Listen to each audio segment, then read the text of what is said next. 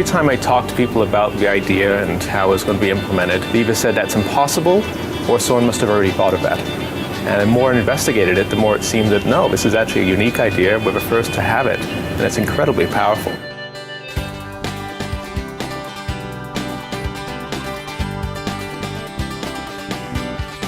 Everyone has used the internet to make maybe a Skype call, and the video sometimes breaks up, the voice sometimes breaks up. That's packets being lost. What we do is we reduce the number of packets lost to about 1/20th or 1/30th of what it was before.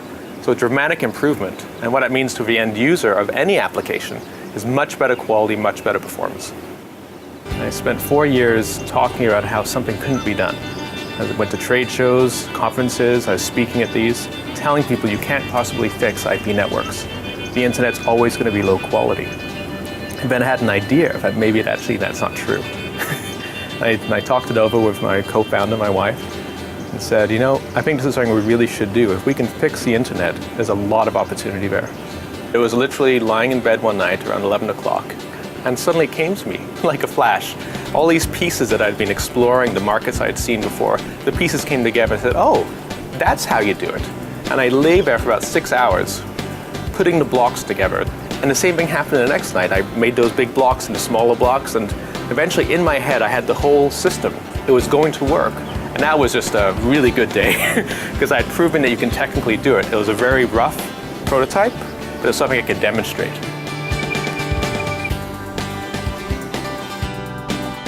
We started a company, and 2 years later, there was an opportunity in that we had a potential investor who said, we'll invest if you are CEO. And I actually thought, well, you obviously need someone who can raise money. We have tough decisions to make about which market we have to go after. We have to find a person who has that sort of gut feel of this is the right one, and talked about it, thought about it, and no, an experienced CEO, so much better in many respects. Well, actually, I helped him find that CEO. And kind of fast forward, the CEO had to leave at the end of 2008 for personal reasons. Matt and his wife, who's also co-founder, Alison O'Shaughnessy, reached out to me and said, you know, would you come in and at least help us either find another CEO or would you consider it? It's worked out very well, is we stay out of each other's kingdoms. I'm the technology guy, and Martin recognizes my skills there. I recognize Martin's skills in any of the business decisions, and I fully trust him, he fully trusts us. Matt piqued my interest, he taught me a lot of this stuff, and we went out and we said, well, let's try and find a market. We ended up having at the beginning, I think, 13 identified markets across multiple geographies. And so the next challenge was, okay, I'm never going to be able to pitch this. Yeah, I have 13 markets. One, it's impossible, or you know, someone's already done this usual stuff. So we had to focus. When I started in 2009, they were focused on gaming. So I said, okay, I'll bite. Where's the customers? Where's the pipeline? There's a difference between we make it better and I'm willing to pay for it. So that one was out. So the next one was voice over IP. So we could show that we could reduce packet loss by 10 times, and the size of the number of calls you get through would be way better. And people were kind of shrugging, well, the users just don't seem to care. We haven't raised our financing yet, so we're living on fumes here. We came into places where personally it was a very financially straining time. You live like a student, you can't go on vacation, you can't buy new cars. It literally is everything goes into the company. We said, well, let's try this video conferencing thing. And the sales executive at the time did a bunch of cold calls, and bam, we were hitting. These are not like the video conferences of the 1980s, early 90s, where it's a tiny little picture and people can hardly see who's there. These are high definition, very nice pictures, which makes them very sensitive to packet loss. We're able to come in and allow a business or a consumer to buy the cheapest available network, and our capability will add quality to those connections. We make the picture appear as if you're actually talking to someone across the table instead of across the country. It's just exhilarating to go into a customer that is, you know, like a Cisco or an Adobe or, you know, Microsoft, and you wow them. I've certainly gravitated always towards small groups, small companies, where my efforts have a huge impact on the success of that company. You can do all the plans in the world, and we've got lots of them here. We've gone to conferences, we've talked to customers and prospects and had consultants and false starts, accidental opportunities that present themselves. And you got to be very flexible and you adapt as these things kind of hit you. We're not bound by what we've decided yesterday. We can quickly change direction, which I think is a very important thing to have. Remember when we were in Singapore, or remember where we were in France, or remember when the hard drive failed, or remember when the office burnt down, or we got sued, or whatever it is. And you look back at those and you realize the journey was as interesting as anything, and the battles that we fought together were really fulfilling. And scorecard might be your bank account now, but that's just money.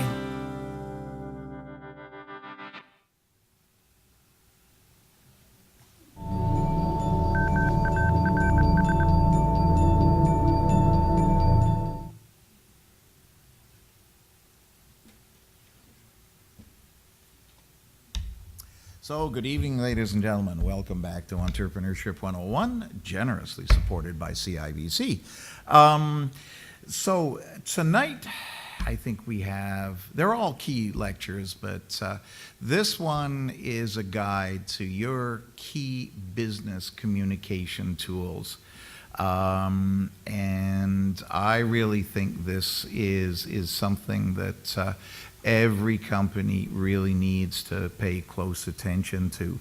We're fortunate to have as our speaker, Dr. Veronica Latinsky.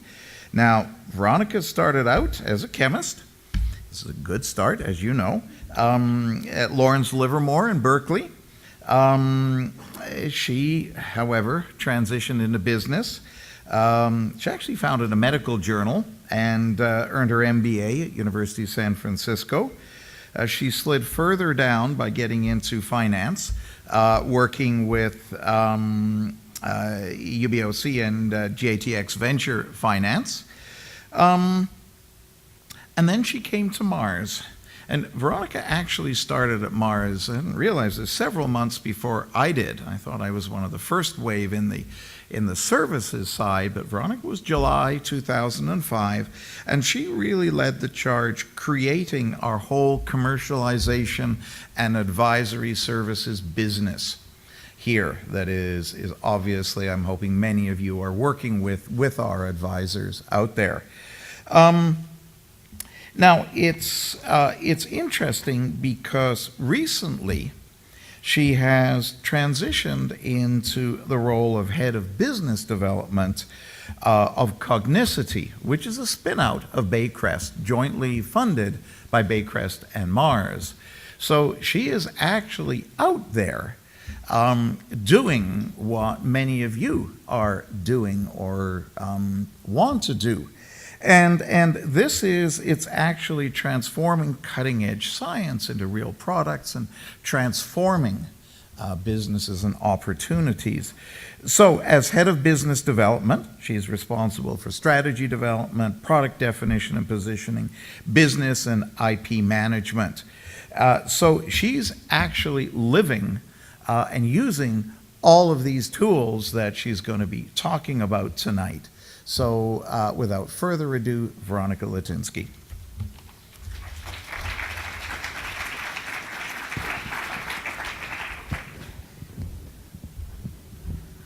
Perfect. So tonight I'm going to focus on mainly on the why and how. There are lots of places where you can figure out what to put in those communication tools. There are quite a few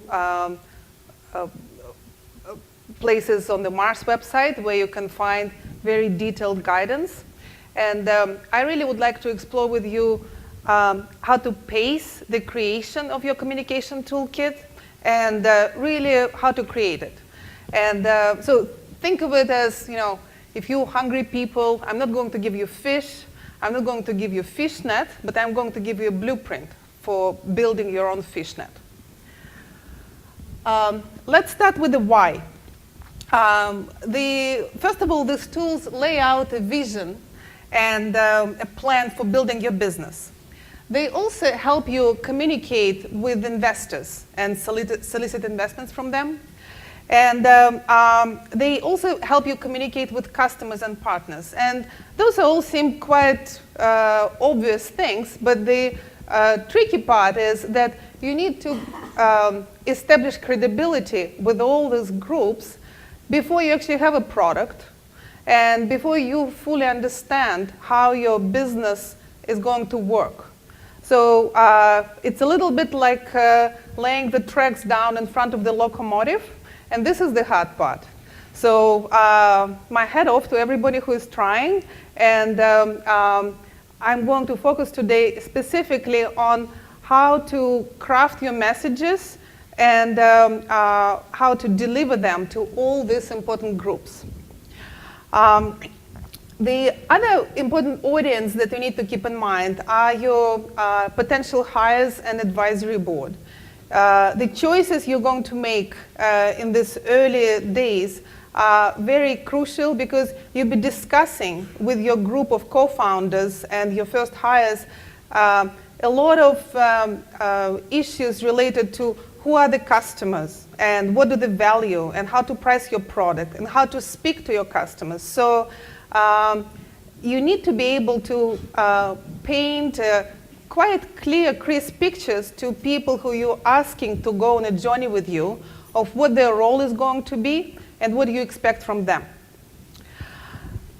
So the why is almost obvious, but I'd like to reiterate that ultimately, as a startup entrepreneur, you're looking for cash. And this cash could come from the investors, or it could come from the customers. So investors, as you know and probably hear from a lot of people, they see a lot of business plans. Maybe you're one of the lucky, 1 out of 100 that they're actually going to invest. Investors also don't make money on every investment they make. So let's say it's another 1 out of 10 odds. So as investors, they'll be looking at you being a visionary with a really focused idea of how your company is going to work, and also you being the person who is able to transform this vision into tangible reality. So part of this communication tools and part of building the toolkit is conveying this credibility. And clear message is very important in this case. I have a couple of colleagues here from South Park, and I think it will be a good start for us. This is where all our work is done. So what are you going to do with all these underpants that you steal? Collecting underpants is just phase 1. Phase 1, collect underpants. So what's phase 2? Hey, what's phase 2? Phase 1, we collect underpants. Yeah, but what about phase 2? Well, phase 3 is profit. Get it? I don't get it. You see, phase 1, collect underpants. Phase 2, phase 3, profit. Oh, I get it. No, you don't, fat ass. Do you guys know anything about corporations? You bet we do. Us gnomes are geniuses at corporations. All right. So, this couple of gnomes are clearly missing some key points. And I have to confess that in my years working at Mars, I came across more than one group that has great technology. They see many market opportunities, but that middle step of how they're going to get from here to there is kind of vague. And it's very normal, but it means that as a startup company, you need to assume this very open learning posture and really spend a lot of time investigating who are your customers, what do they think, what are their problems. You want to hear from the horse's mouth, so to speak. What is the value of your possible solution that you're about to build to your customers? So the other important audience that you'll be talking to, and it also produces dollars for your business, is our customers and strategic partners. And I put this term product market fit I actually learned it just a year ago, and I think it's a key term for any startup organization, because you really want to achieve a very tight fit of your product development program to how customers think about their problem and how they want to interact with your product. So you can Google product market fit, you come up with lots of definitions. The definition that I subscribe to is over 40% of users of your product will be very disappointed if your product doesn't exist. So if you got to that point, you're really in a good spot.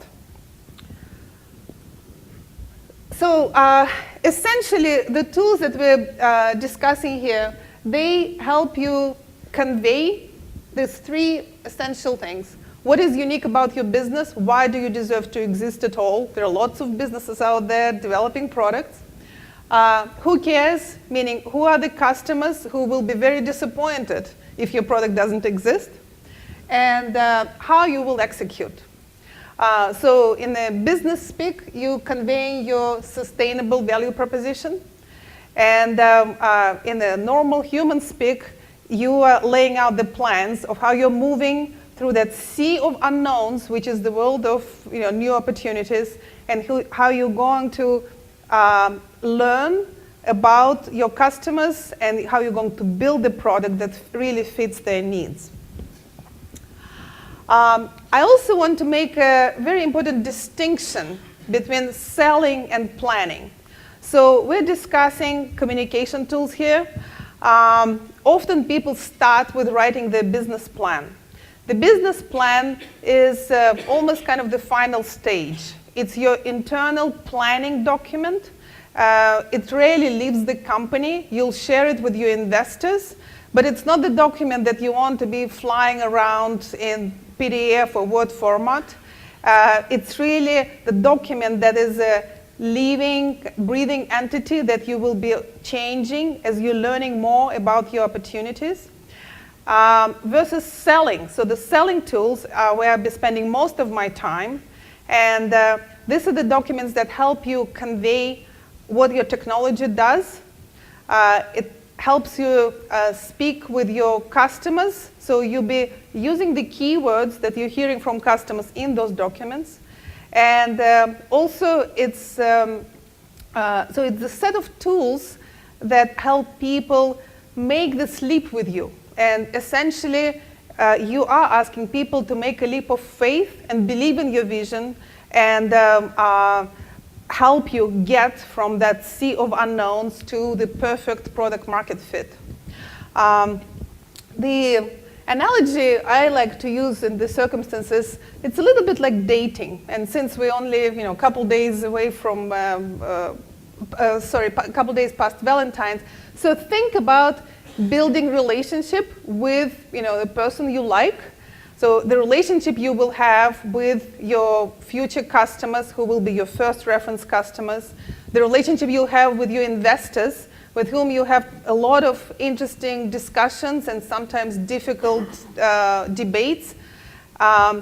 You're talking about long-term partnerships. And the tools that we'll be discussing tonight, they're very much the tools to move from this, hi, my name is, to a long relationship that will lead to hopefully lots of productive interactions. So I hope the why is obvious, and now I'm going to explore in a greater depth the how. And I also deliberately put quite a few elements of structure in this presentation. So I'm sure a lot of you seen introductory courses to communications, and I'm trying to use a lot of things I'm talking here in this presentation.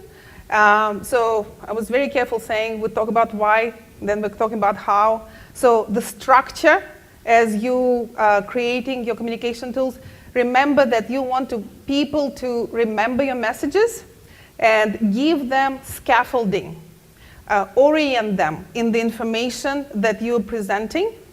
And so now we're getting into the how you're going to create it and how you're going to use it. So first of all, you want to start with maybe a cover page of your business plan, but you're not going to spend a lot of time writing 100-page business plan.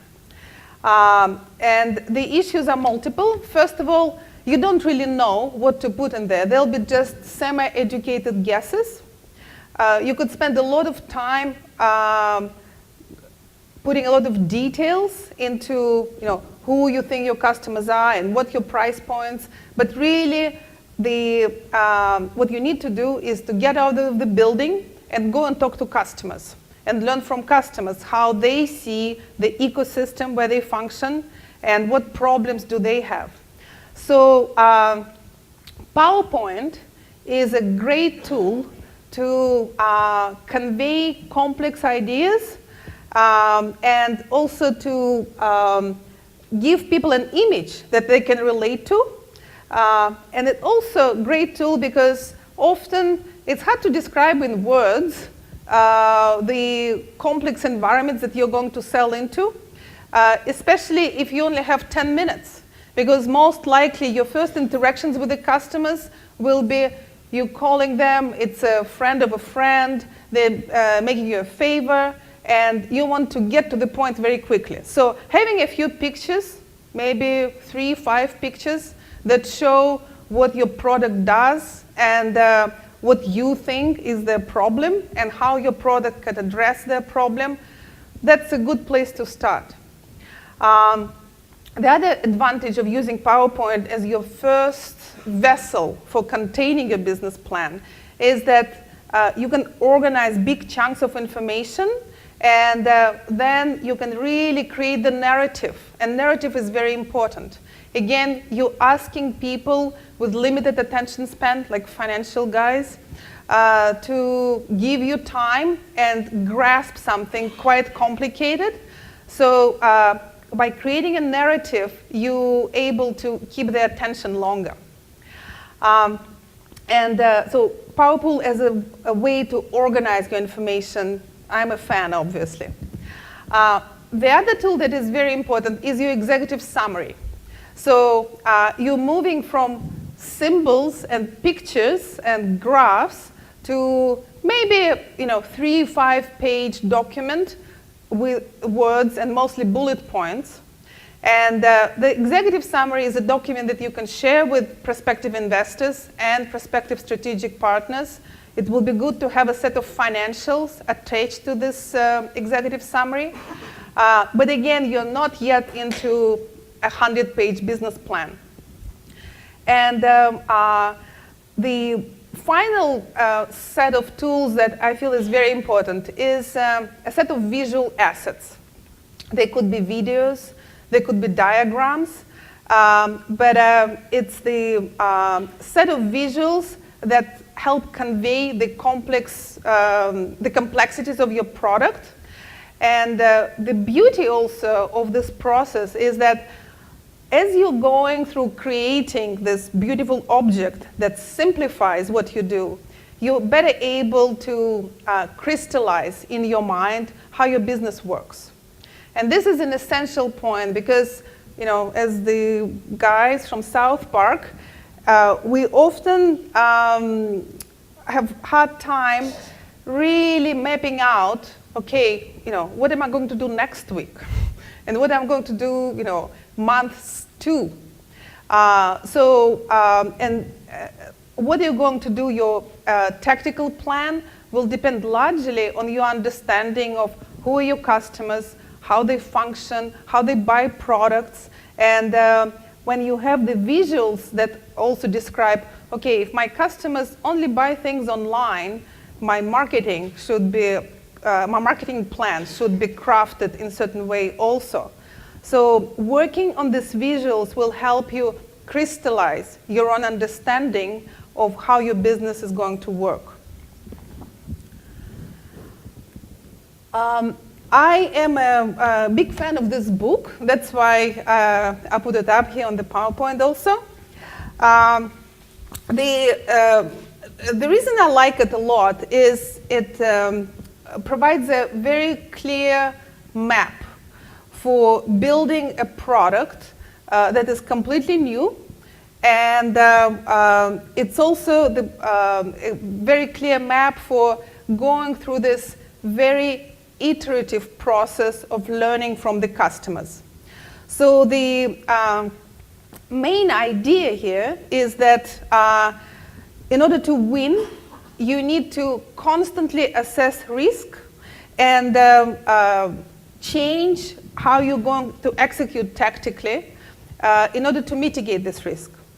It actually reflects very much of the ideas conveyed in the video that we showed just before this lecture.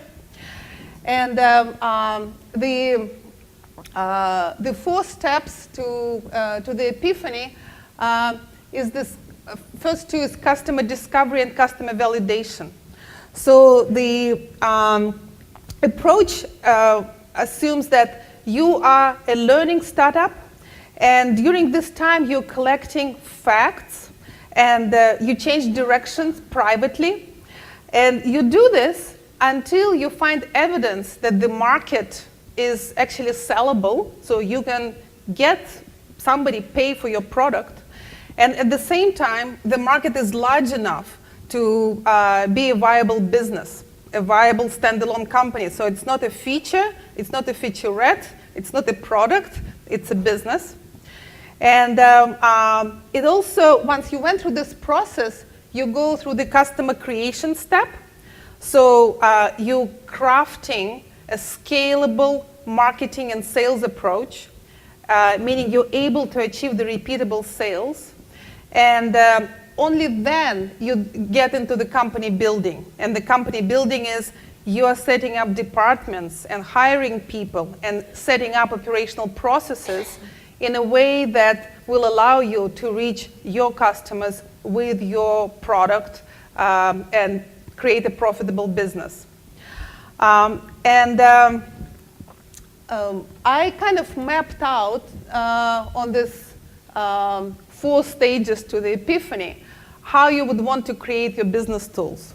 So remember we said our posture is we assume that customers and features are unknowns.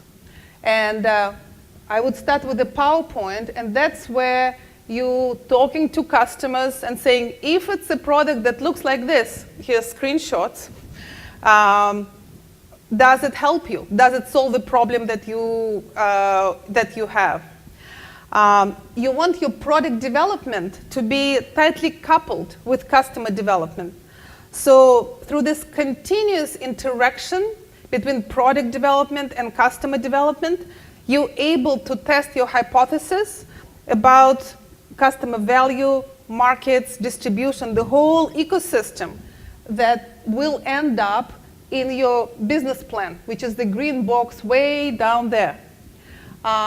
You would want to have the blue box, which is the white paper. It's the more or less technical description of what you do. The white paper is something that you can send as a PDF to a lot of people. So it explains in human language the complicated technical things that you invented.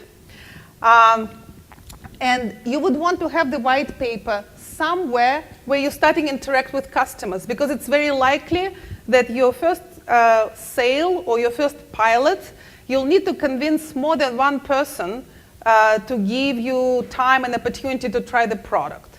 So you would want to interact with somebody who is a business owner who owns the P&L, but also with somebody who is a technical person. So having a technical white paper helps a lot.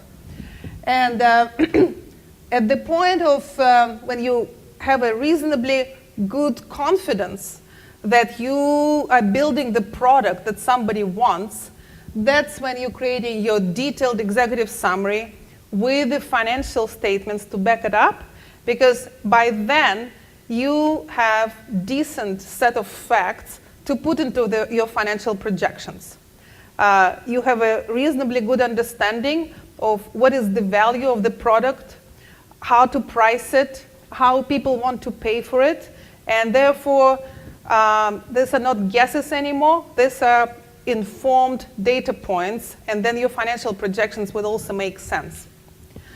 So I don't know how long it takes to get to the business plan. Personally, with the business that I'm running now, I am still in the kind of red and blue box. So I have a technical paper. I have 3 versions of the PowerPoint, and I'm just laying out the executive summary. So I haven't gotten yet to the business plan. We had a kind of a storytelling business plan just to get the initial investment, but I will be going for next round of money sometime in the end of the year. So I will be starting to work on the business plan when my pilots are finished, which will be middle of the summer.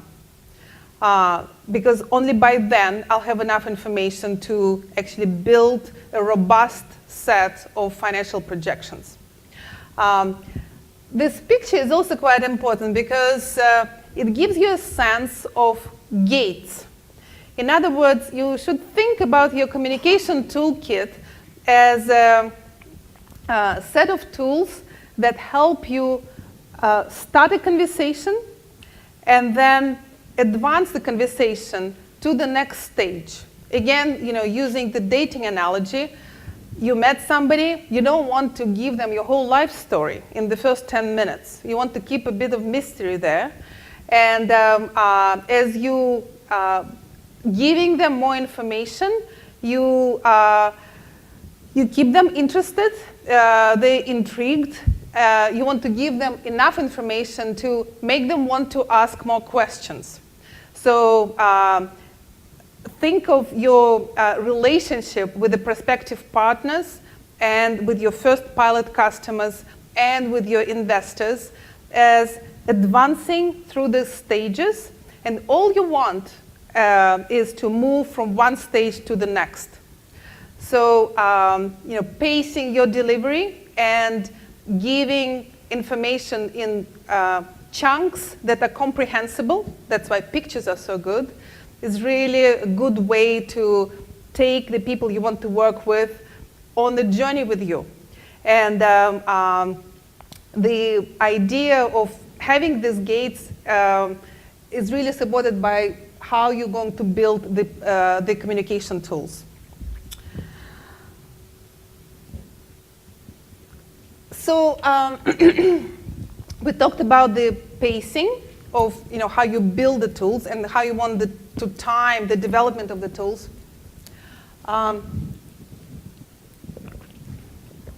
Let's now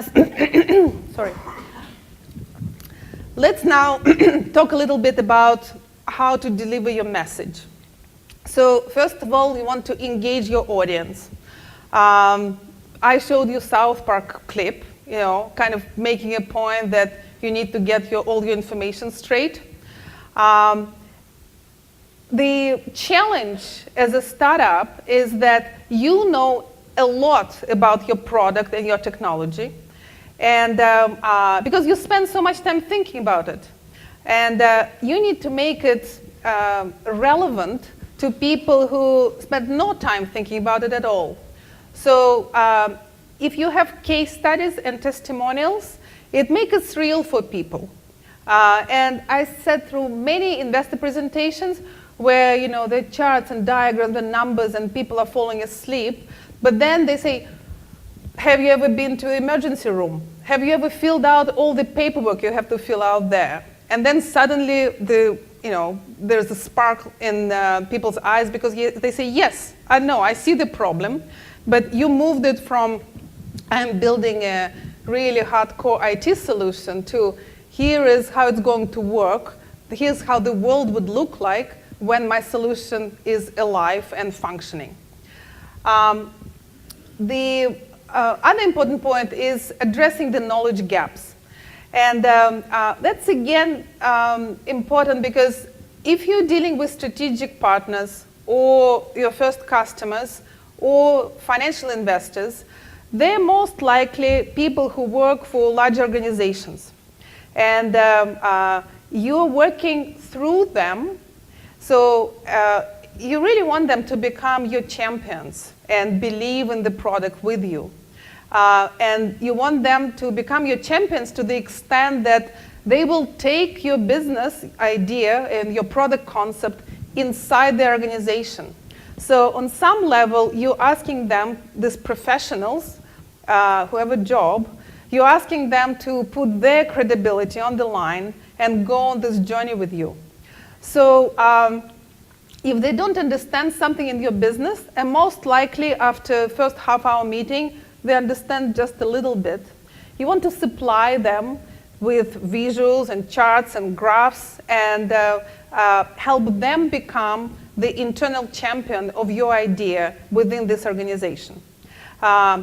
So if you invest time upfront into building snappy, good-looking images, it's something that people will pass around in their organization, and it's possible that you'll be able to create this viral effect. Because instead of asking people to read a 10-page description of the problem, technology, you're asking them to look at the picture. And if it's a picture that is well crafted, they will immediately recognize the reality that they live in. They will see the pain points that they're very familiar with, and that way you'll be able to keep their attention. And the other important point is pacing your delivery. It's again this dating analogy.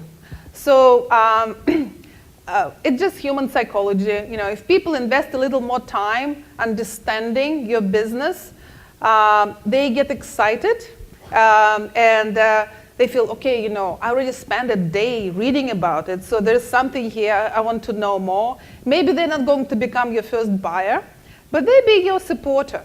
And it's amazing how willing most people are to share their networks and make suggestions for who else you should be talking to, even if they're not immediately able to do something for your business, because they understand what it is. They'd be more than happy to say, oh, you should talk to so-and-so, I met them at the conference, and they're perfect for what you're doing. And finally, when you in front of the people talking, the old wisdom is they remember the last 3 things you said. So just reiterate your value proposition as you're wrapping up. I have another guest speaker here. So basically, Lefty the salesman trying to sell the invisible ice cream cone. And I picked this one in particular because that's how I feel sometimes. I am selling the invisible ice cream cone because my product is not ready. And I'm asking people to kind of take a leap of faith with me. Please. Now, supposing you was walking down the street, eating one of your regular ice cream cones, huh? You was really enjoying that cone, when all of a sudden, unbeknownst to you, from behind a tree, out jumped Louis the Lip. Louis the Lip! Who's Louis the Lip? He is the most famous ice cream thief in the world. Oh, and there I am, walking down the street, eating an ice cream cone that anybody could see. Right. So he would run over and take it right out of my hands, leaving me with no ice cream. Right. Oh, terrible. But if you had this here invisible ice cream cone, Louis would not see it. So he'd just walk right on by and you'd still have one beautiful ice cream cone to eat. Oh, hey, that's wonderful. I'll take it. Right. So this obviously kind of storytelling always works, similar to case studies that you can use in your PowerPoint deck, testimonials. They kind of work the same way. People can relate to them. But the great salesmen, they have great conviction. And it is said that 90% of our communication is nonverbal, and I always believed it. I recently came across a very interesting book called The Honest Signals and How They Shape Our World. It was written by Alex Pentland. He is a director of Media Lab at MIT. And you can pick it up, and basically now there's a body of research showing that the surprising power of ancient and largely unconscious forms of human communication.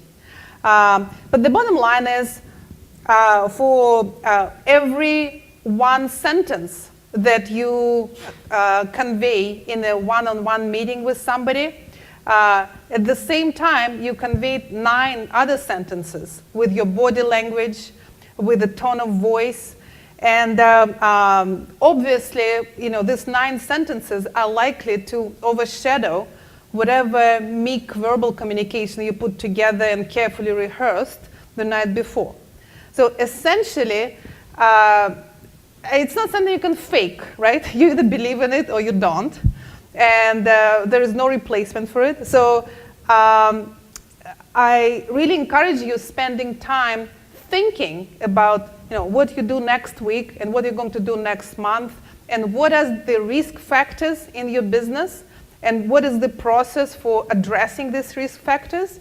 Because this process of building the communication toolkit will give you the power of conviction that you need to convince anybody that your idea is good and you're the person to do it.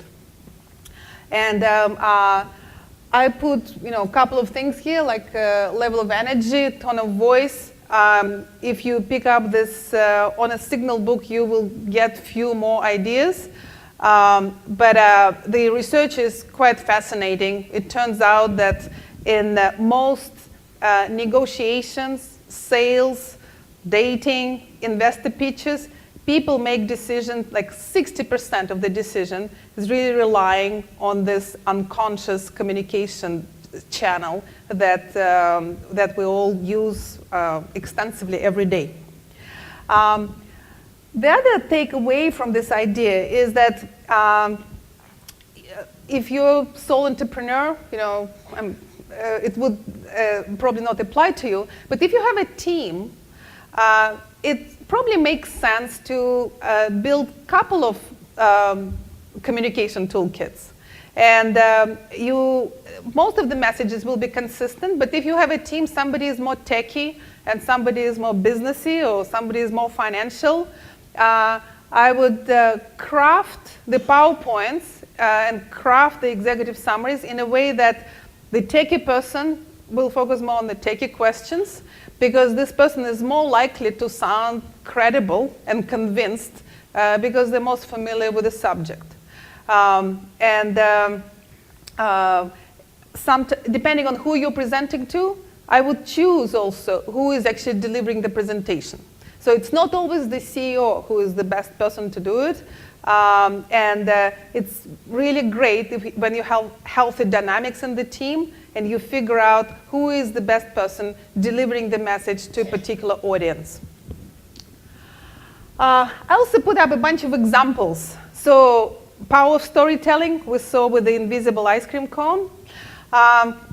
This company has a really complicated go-to-market strategy. It's very logical, but they're selling into US healthcare system, which is complicated.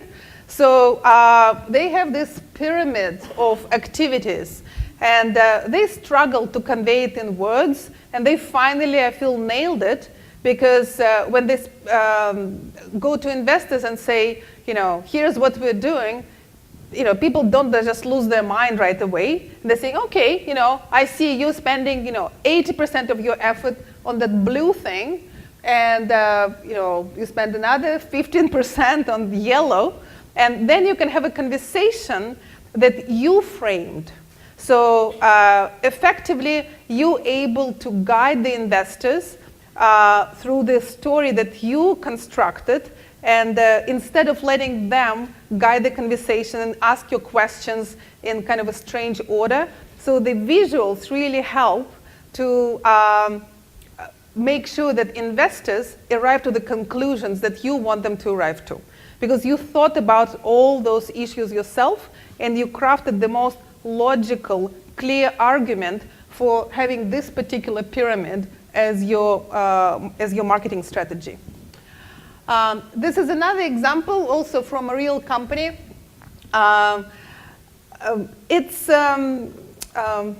You need to be on message. So Mars provides market research, so you can get thousands of pages of data, $1 billion market here and billions of consumers in China. But you need to choose 1 or 2 data points that clearly illustrate what you want to say. And I feel this particular company actually achieved it, because it's the picture that explains the total market for the opportunity, for their product, and also they're saying we're not going after the $100 billion local ads market, we're going after this little slice, but the slice is pretty sizable, and you can build a sizable business based on this particular slice of the market.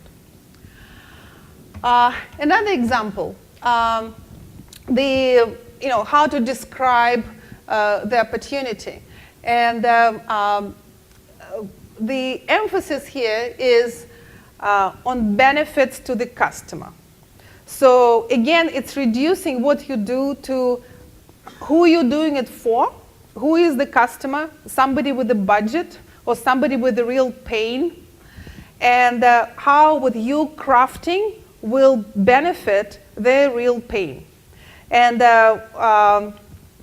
although the messages seem quite similar, but I would encourage you, for every sentence or bullet point on your PowerPoint presentation, examine it with that lens. Does it speak about your product from the standpoint of the customer? And does it really speak to the benefits of what you're delivering to the market? Again, the tendency for all of us is to talk about technology, science, where we're coming from, why our thing is better, and you kind of need to move forward into the customer mindset and craft all your communication tools with this customer mindset. Finally, these tools help you build relationships. So think who you're sending what, because documents travel, and once you send it an email, it can be everywhere. It can be in the hands of your competitor, because maybe this investor group talking to a couple of companies, they really like this space, and they're making a decision whether they want to invest in your organization or somebody else's. So the white paper also need to be written in a way that you don't disclose any IP, because often you just filed your patents, you don't know yet if they're going to issue. So you want to explain enough, but not too much, because you don't want to broadcast of the essence of your differentiation to the world. And finally, it has to look professional. This is obvious, I'm even embarrassed to say it to this audience, but what happens a lot is that you are in this iterating mindset. You learn something new. You now know that your product is priced between $500 and $600, but your older business plan said $1,000. So you just need to be sure that